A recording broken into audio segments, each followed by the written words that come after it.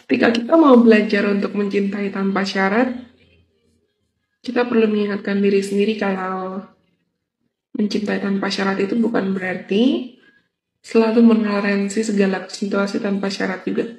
Atau selalu menoleransi segala kondisi tanpa syarat. Ketika kita belajar untuk mencintai tanpa syarat itu artinya kita bersedia untuk menerima pasangan kita atau orang tua kita, keluarga kita, teman kita, sahabat kita dengan segala kelebihan dan kekurangannya. Tapi bukan berarti kalau misalnya mereka ada buat kesalahan terus kita memaksakan diri untuk menoleransi apa yang tidak sesuai dengan boundaries atau batasan terhadap apa yang kita rasa tepat dan sesuai dengan diri kita.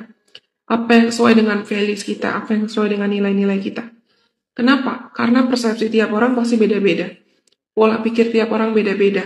Bagaimana cara seseorang bereaksi atau beraksi terhadap suatu situasi atau suatu kondisi itu pasti beda-beda.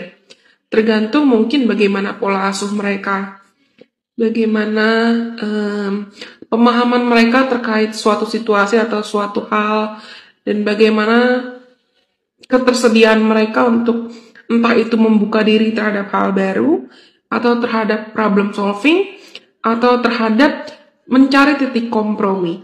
Karena nggak semua orang bisa memahami sesuatu hal, atau bersedia untuk mencari titik kompromi atas sesuatu hal sebanyak yang ingin kita lakukan. Kalau kita bilang kita pengen coba untuk mencintai tanpa syarat, terus kita ujung-ujungnya karena terlalu sayang atau karena kita berpikir cinta kak atas nama cinta. Terus jalannya kita nggak sadar, kita juga ngikutin keinginan orang lain terus-terusan, sehingga free will kita atau kehendak bebas kita dan batasan kita, beliefs kita, kepercayaan kita, atau apa yang kita rasa baik atau apa yang kita rasa kurang baik, itu ujungnya malah dimanipulasi atau ditindas atau dimanfaatkan dalam cara yang salah.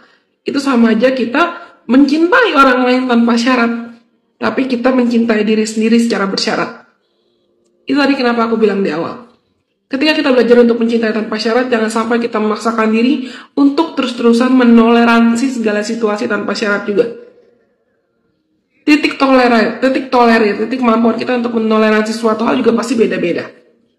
Dan kedewasaan mental, kedewasaan emosional, serta kesiapan tiap orang untuk menerima informasi atau bahkan menerima argumentasi, menerima perbedaan pendapat itu juga beda-beda. Kadang ada orang yang menganggap argumentasi atau perbedaan pendapat atau konflik atau perbedaan in general itu masalah. Padahal perbedaan atau argumentasi atau konflik itu malah bisa jadi celah dan ajang untuk kita cari titik kompromi dalam hubungan.